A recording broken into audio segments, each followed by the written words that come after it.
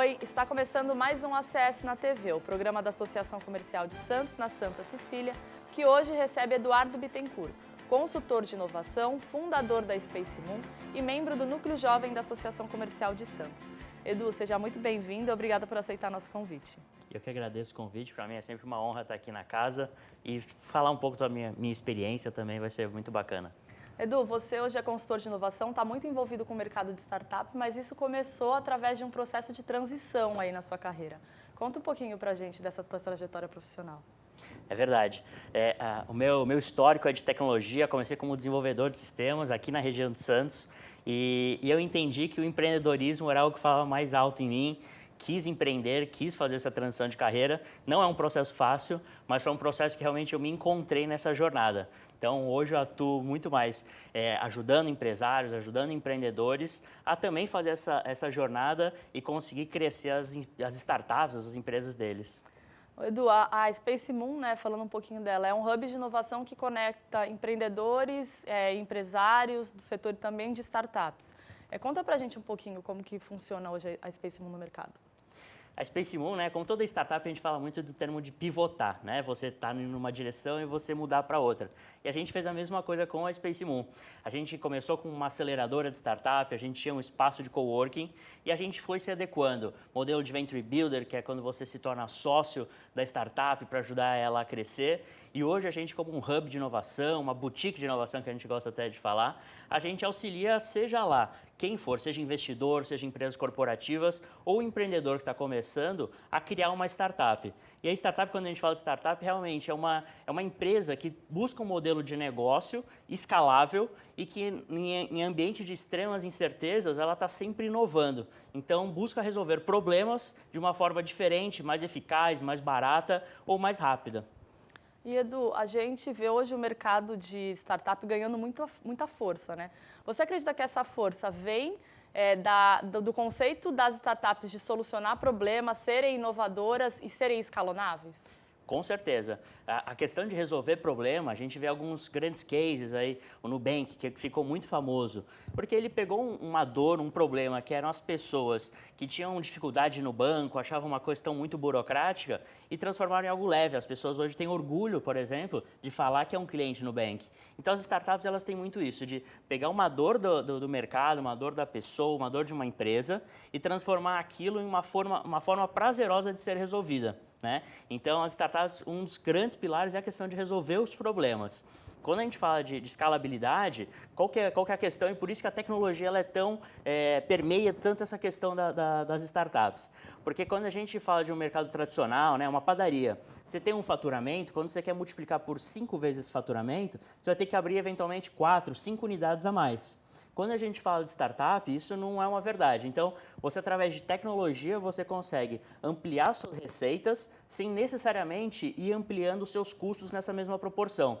Então, esse é o segredo da escalabilidade e é por isso essa questão da tecnologia. Então, as startups têm esses dois pilares muito fortes. A questão de resolver problemas e a questão de você transformar isso em algo escalável. E aí vem junto a isso tudo essa questão do propósito, né? Então, antigamente a gente via empresários com anos e anos de carreira saindo da empresa e aí empreendendo em um modelo geralmente tradicional. Hoje as startups, elas permitem que jovens, pessoas sem tanta condições, comecem um empreendimento, né? Hoje é muito mais barato você ter uma startup, você ter uma empresa nesse modelo. Então, fez muito mais com que aquela juventude que geralmente ainda o propósito está mais em ebulição, você consegue botar isso para fora e você consegue transformar essa tua ideia de resolver um problema em realidade dentro de uma empresa. Legal. Só para a gente ter uma noção, né? As pesquisas levantaram que agora em janeiro, só nesse início de ano, foram alavancados, investidos 591 milhões de dólares para esse segmento de startup. Qual que é o mercado que você vê como mais aquecido dentro das startups? Quando a gente vê esses números, a grande parte dessa fatia geralmente é no mercado financeiro, né, as fintechs. mas vem crescendo e vem abrangindo outros tipos de mercado. Então, as health techs, que são as startups ligadas ao mercado de saúde, elas estão muito em altas, até por causa da questão da pandemia e tudo que aconteceu. A questão da educação, né, que a gente vê sofrendo uma revolução, então pessoas começando a estudar de casa, começando a ter novas burocracias, novas permissões dos governos, então também a educação vem sendo impactada muito com a tecnologia. Mas, de forma geral, a pandemia ela fez que todos os mercados se atentassem à tecnologia. Então, todos vão ser afetados, mas as questões de cifras, elas também são comparáveis com o mercado anterior. Então, os mercados anteriores que mais tinham impacto em relação a valores, vão ser o que as startups também vão ter mais impactos em relação a aportes. Esses valores são muito relacionados a investidores que entram nessas empresas, eles botam o capital de risco, que a gente chama, e em troca eles pegam uma fatia de participação dessas startups, na expectativa de que daqui a alguns anos essa startup fique muito mais valiosa e aquela participação também tenha um poder de liquidez sobre ela. Então a gente fala muito, né, que é o momento de começar uma startup, então é mais um ano visto como o momento de se iniciar um negócio como uma startup, né? Com certeza. A pandemia ela foi um marco muito forte em relação às startups, né? Por causa de algumas coisas. Porque da questão da mudança dos hábitos de consumo. Então, fez toda uma geração mais antiga começar a fazer transações financeiras via celular, fez as pessoas entenderem que na sua empresa ela ia ter que ter a questão do trabalho híbrido, fez as empresas começarem a cada vez mais se digitalizarem, e isso impacta de forma global as startups, né? Então, é lógico, resguardando toda a questão que a gente sofreu da pandemia, mas para as startups acelerou muito, né? A gente fala que foram 10 anos aí em 2, 3 que a gente esperava um amadurecimento desse mercado, aconteceu nesses últimos 2 anos. Pessoal, a gente vai para o intervalinho comercial, continue com a gente, já voltamos.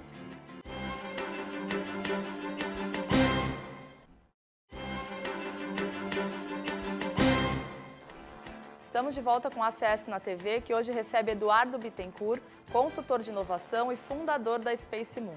Edu, vamos falar um pouquinho do mercado lá fora, né, no exterior. Você esteve recentemente num evento, o maior evento de startups em Portugal. Conta pra gente o que você trouxe de bagagem de lá de fora. Esse evento é o Web Summit. Em 2019 também estive lá, ele recebeu mais de 70 mil pessoas. Agora, pós-pandemia, foram mais de 45 mil pessoas. E realmente é um marco, porque lá as grandes empresas, elas trazem as suas novidades para o futuro, e lá é discutido muito ponto em relação a como o governo pode ajudar ou interferir nessas questões de inovação, como as empresas conseguem se relacionar, e é um grande ponto de networking entre pessoas para realmente gerar negócio. E uma coisa que para mim foi muito marcante, eu fiquei um pouco mais de um mês lá em Portugal para entender realmente o ecossistema, mais do que o evento em si, o ecossistema de inovação. A gente fala muito esse termo, né, quando a gente fala de startup, ecossistema, porque a gente entendeu que sozinho a gente não vai tão longe, né? Quando a gente fala em realmente alguma coisa em união, em harmonia, seja com o poder público, com o setor privado, universidades. E em Portugal você vê muito isso. É um país que estava envelhecendo muito, né, ainda está.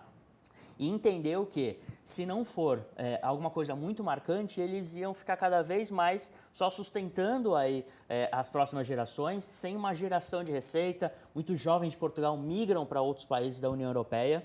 E aí Portugal entendeu que a tecnologia, a inovação e as startups podem ser realmente o marco de virada para isso tudo. Então, o que eles fazem? Eles compraram o direito de realizar esse evento, né, um evento que é irlandês de origem, e transformaram e criaram uma série de políticas favoráveis a isso. Então, por exemplo, as startups que querem começar, para se ter noção, na abertura do evento estava o prefeito de Lisboa e o primeiro-ministro de Portugal. E no encerramento estava o presidente de Portugal e o ministro da Economia. Então, realmente, assim, eles mostram que Portugal quer ser a casa do empreendedor, Portugal quer dar benefícios e facilidades para que as empresas sejam montadas em Portugal, sejam gerados empregos lá em Portugal, porque realmente uma startup, quando a gente fala de começar pequeno, ela tem uma velocidade muito rápida de crescimento, né? E isso gera muito emprego. Então, você vê quantas vagas de tecnologia estão abertas no mundo inteiro, né? E isso é muito importante para um país, para uma cidade. Então, Portugal pegou muito essa questão e está nadando de braçada realmente nisso tudo. A gente tem tentado trazer cada vez mais esse conceito aqui para o Brasil, para Santos especificamente, porque tem pontos muito semelhantes, mas é uma questão de realmente abrir a cabeça de pessoas mais tradicionais, de empresários da velha guarda, né? De governo, políticas de incentivo, abertura da própria prefeitura, por exemplo, para testar soluções de startup. Isso é muito importante, porque uma startup é uma ideia que está se formando, uma nova geração de negócio, e aquilo precisa ser testado, precisa ser validado. E muitas vezes o que o empreendedor mais precisa é de uma oportunidade. Então lá em Portugal tem muito isso. Então se uma startup resolve uma dor que o poder público tem, o poder público abre as portas, deixa a startup testar e é um valor barato tanto para o governo, mas é o suficiente para a startup custear a sua entrega. E aí, ali dando certo, aquilo pode virar um contrato de longa duração, que acaba gerando emprego e perpetua a startup. Então, é muito bacana cada vez mais. Eu tendo lá para aprender e tentar trazer isso aqui para a nossa região. E é esse trabalho de trazer para a nossa região, você tem desenvolvido junto com o Parque Tecnológico, né? Sim.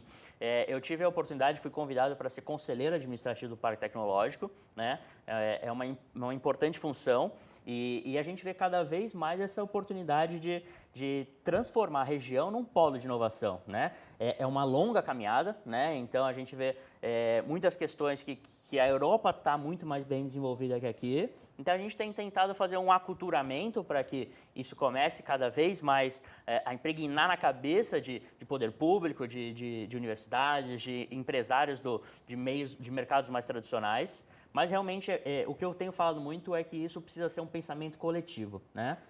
Aquela frase que, né, a gente sozinho vai mais rápido, mas junto a gente vai mais longe.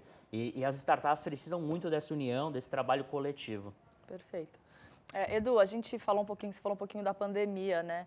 A gente teve na pandemia uma mudança muito grande nos hábitos de consumo, mas também eu acho que uma mudança interna quando a gente fala do profissional no mercado, né? As pessoas buscam mais do que nunca propósito. Como que você acha que essas mudanças impactam o setor de startup? Eu sou um defensor em relação à questão de propósito, né? Quando foi a primeira pergunta que você fez, foi essa questão de migração de carreira.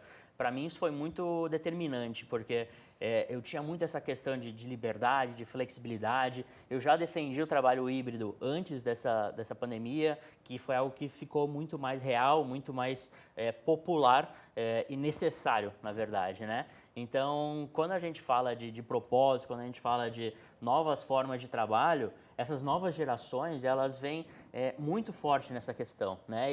E a mão de obra é cada vez mais dessas novas gerações. Então, se os gestores não entenderem, não aceitarem, eles vão cada vez mais perdendo essas mãos de obras qualificadas, porque quem já entendeu já está propiciando para eles que isso seja feito de uma forma remota, com flexibilidade de horários, muito mais alinhado com o seu propósito. E quando a gente fala de empreendedorismo, muita gente acha que empreendedorismo é abrir uma empresa, né? Mas, na verdade, o conceito de empreendedorismo é você resolver um problema de uma forma diferente, você correr riscos para poder inovar. E, então, existe isso uma possibilidade dentro de uma empresa também, né? Que é o que se chama de intraempreendedorismo. E é muito importante que seja dentro de uma empresa meritocrática, porque senão você não estimula o seu funcionário para que ele busque novas soluções, busque novas metas. E se você faz isso, você vai cada vez mais perdendo essa mão de obra qualificada, né? E cada vez mais você vai ficando desatualizado no mercado competitivo em relação aos seus concorrentes. Então, quando a gente fala de propósito e tudo mais, as gerações estão cada vez mais ligadas aos seus propósitos e se as empresas não estiverem atentas a isso, elas vão perder essa mão de obra. Então, por isso que acho que é uma coisa que se conversa muito, não é só abrir uma startup, empreender, não é só criar uma empresa, mas também você saber valorizar e ter uma política meritocrática dentro da sua empresa. E você falou um pouquinho, né, das empresas abrirem o seu olhar. Hoje a gente fala também muito da relevância de você ter um time diverso. Como que é essa discussão dentro do universo das startups? Eu, particularmente, eu defendo muito essa questão e você vê as startups que despontam, elas levantam muito essa bandeira. Porque quando a gente fala de inovação, né, eu até escrevi recentemente um título sobre isso, que a inovação não é algo de prateleira, né? Senão não seria inovar. Inovar é você resolver um problema de uma forma diferente, visando o sucesso e resolver isso de uma forma mais barata, ou mais simples, ou mais eficiente. E quando você quer resolver um problema, você não pode ter um batalhão de pessoas iguais, com as mesmas experiências, mesmas vivências, mesma classe social, mesmas culturas, porque todo mundo ali vai ter um pensamento muito igual, né? Então, quando a gente fala de inovar, de pensar fora da caixa, de resolver um problema de forma diferente, a diversidade é fundamental, né? Então, pessoas que passaram por experiências diferentes, e isso inclui a questão racial, étnica, opção sexual, o que for. Você precisa ser muito diverso o time, muito abrangente e realmente as pessoas terem liberdade ali, né? Não algo só para falar que está cumprindo uma determinação, mas sim realmente ser algo que as pessoas fiquem à vontade. Porque se a pessoa não ficar à vontade dentro dessa diversidade, ela não vai ter a liberdade de criar, de propor novas ideias. E a inovação é muito isso. Então, também não é a inovação vir só de cima para baixo, né? O gestor, eu falo muito isso. Às vezes, uma empresa vai lá e cria um setor de inovação. E esse setor de inovação, o gestor ele fala assim, mas isso aí é problema do setor de inovação. E isso não é o que funciona, né? A inovação ela tem que permear todos os setores, porque todo mundo ali tem que falar a mesma língua. Porque quem entende, talvez, uma oportunidade de melhoria é quem está na ponta, quem está em contato com o cliente, quem está no chão de fábrica, ali na operação, porque está vendo, às vezes, uma oportunidade, um gargalo que está acontecendo e tem uma ideia. E se não é dado voz para essa pessoa, talvez nunca se pense numa solução. Então, eu saí muito desse trabalho CLT e tudo mais, porque eu sentia que eu não tinha poder de voz, né? E eu queria poder, eu via oportunidades, via questões que podiam ser melhoradas e me sentia engessado, né? Então, essas novas gerações, isso eu fiz numa época que não era tão comum assim, as pessoas, né? A minha educação foi muito voltada a criar, a ter um cargo público, ou você ter uma carreira de 10, 20, 30 anos numa empresa, então eu queria sentir essa liberdade, né? Então, isso dentro da minha realidade. Dentro da realidade da empresa, você tem que dar essa liberdade para os seus funcionários e quanto mais diverso, maior a chance disso acontecer de forma coesa e dar certo. É importante a gente trabalhar a horizontalidade dos times e é importante os times conversarem entre si para até conseguirem ver de fora o que está sendo realizado, né? Pessoal, o papo tá ótimo, mas a gente vai ter que ir para um intervalinho comercial. Continue com a gente.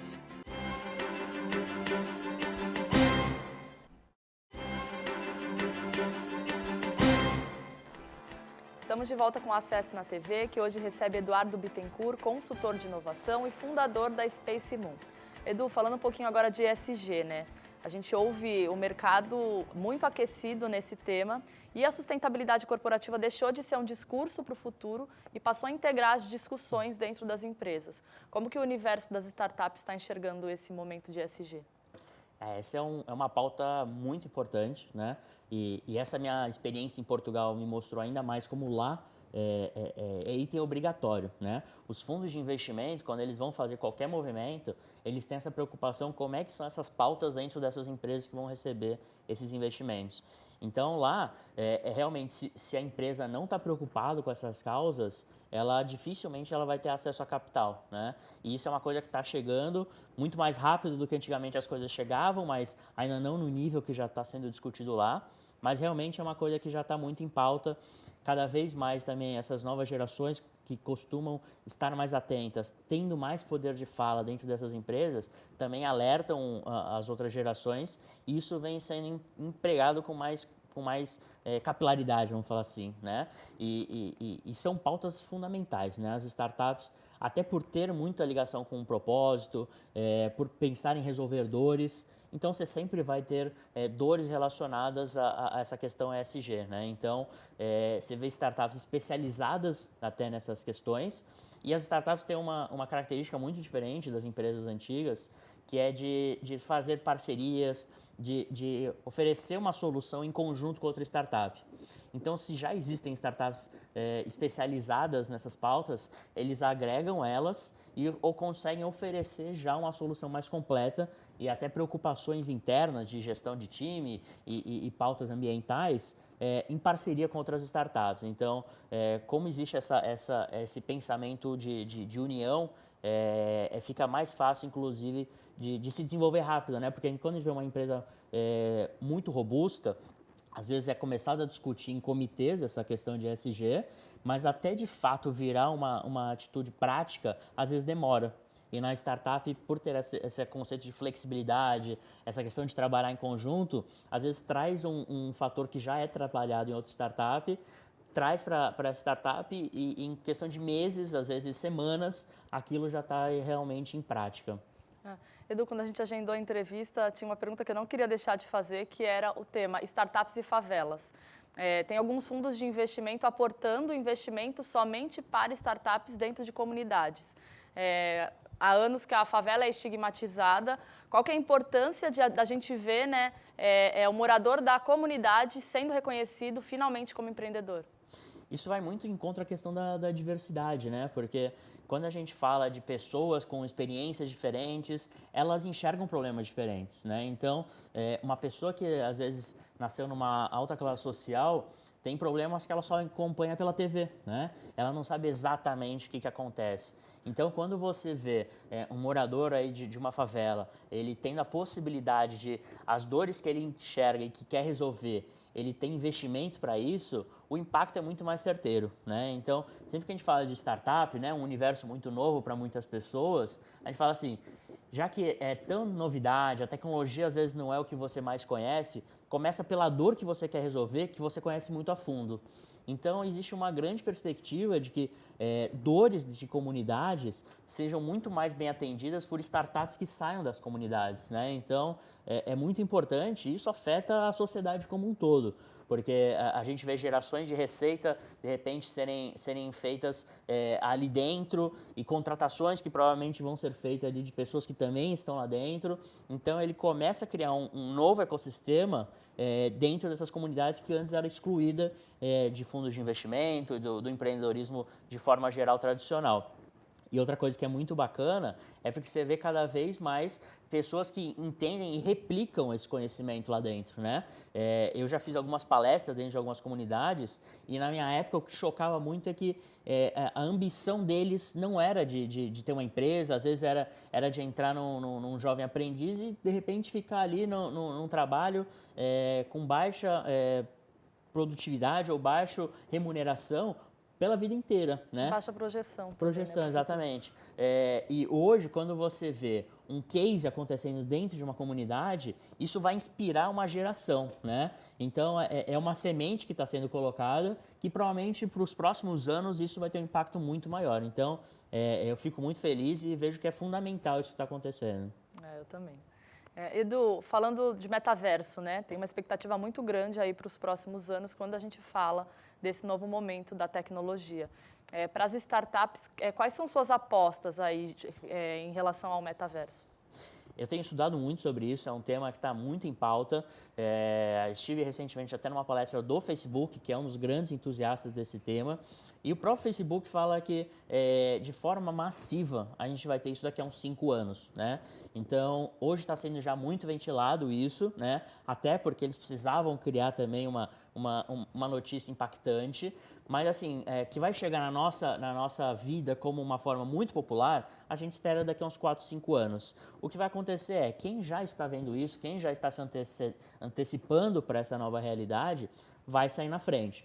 Porque tudo indica, e eu acredito nisso, que é uma coisa que a gente não vai conseguir ficar de fora, né? Muitos comparam a criação da internet, né? Que o metaverso vai ser a próxima internet. Então, não existe hoje, até existe, mas é muito difícil você se imaginar sem internet. É o que se espera daqui a 5, 10 anos sobre o metaverso, que a gente não se imagina como é que era a vida antes da internet, a gente daqui a 10 anos não vai imaginar como é que era a vida antes do metaverso. Então é algo que realmente vem para ficar, né? Existe ainda um tempo de maturação, então hoje quando você vê vídeos, eles ainda são conceituais, né? Quando você vê uma pessoa jogando ping-pong com uma pessoa de outro lado do mundo, uma coisa em real time, né? Imediata. é alguma coisa que ainda vai acontecer. O 5G é algo que é fundamental para isso, por causa da questão da velocidade da internet, a popularização, ficar cada vez mais barato os óculos de realidade virtual. Então, é uma coisa que ainda precisa, que a gente fala de tecnologias e inovações incrementais para que aconteça a inovação disruptiva, né? Então, é algo que vem para ficar, essa é a minha aposta, mas é algo que ainda vai precisar de um amadurecimento. Então, quem estiver estudando sobre isso, quem já estiver de olho, vai sair na frente, porque é algo que vai permear toda a nossa vida em alguns anos. Edu, para a gente encerrar, eu queria que você contasse um pouquinho sobre sua participação como membro do Núcleo Jovem da Associação Comercial de Santos. Qual a importância desse momento, de você estar nesse núcleo para o networking do seu negócio? Para mim foi muito importante, né? Eu venho desde a gestão passada e cada vez mais atuante agora com a gestão do Léo e para mim abriu muitas portas, né? Me aproximou muito da casa também, tive muitas reuniões com a diretoria da CS de lá para cá e é uma casa com centenária, né? Então a gente sabe o quanto ela é importante para a nossa cidade e ter esse núcleo jovem é fundamental, porque dá voz e mostra essa preocupação de entender que os jovens que vêm aí, eles já vêm muito antenados e dá voz a essas pessoas. E através das reuniões a gente consegue ver projetos de impacto, né? Isso cada vez mais aliado a essa questão de propósito, a gente vê que a CS Jovem ela consegue ampliar o nosso impacto segundo o nosso propósito. Então, para mim, tem sido uma experiência sensacional. É um ambiente muito de amigos, né? E cada vez mais a gente vai estreitando esses laços. Eu estou muito feliz de participar do núcleo, estou muito empolgado com todo o impacto que pode ter as ações que a gente tem lá e da casa como um todo. Edu, a gente está chegando ao final do programa. Quero agradecer de novo a sua presença e deixar um espaço para você se despedir. Bom, eu queria agradecer o convite. Para mim é sempre um prazer falar. Eu acho que eu mostro essa empolgação que eu tenho quando a gente fala de startups, inovação, porque é algo que lá atrás, como eu vim de tecnologia, eu sempre pensava muito em empreender dentro da tecnologia e eu não tinha tantos recursos, né? O conhecimento não era tão disseminado, então eu busco, na verdade, resolver uma dor que eu tive lá atrás, que é disseminar esse conhecimento. Então, sempre que eu tenho uma oportunidade, sempre que eu tenho um convite, para mim é um prazer e ainda mais com vocês aqui da casa, é uma honra também ter essa oportunidade de falar um pouco e muito feliz, eu agradeço o convite. E para quem não sabe, o Edu compartilha um conteúdo muito legal sobre startup. Vou deixar até para você compartilhar qual que é o Instagram, quem tiver interesse quiser acompanhar. Legal. Eu tenho 2 Instagrams que eu trabalho, um mais o meu dia a dia mesmo, que é o meu Instagram, que é o Edu Bittencourt, e tem o da empresa, que é o spacemoon.academy, onde a gente dá muitas dicas de como você começar uma startup, como você evoluir, cases de sucesso que aconteceram para você se inspirar. Então vai ser um prazer aí se vocês quiserem seguir e mandar dúvida lá, a gente sempre está respondendo também. É isso aí. Pessoal, nós estamos chegando ao fim do Acesso na TV. Muito obrigada pela sua companhia. Até a próxima. Tchau.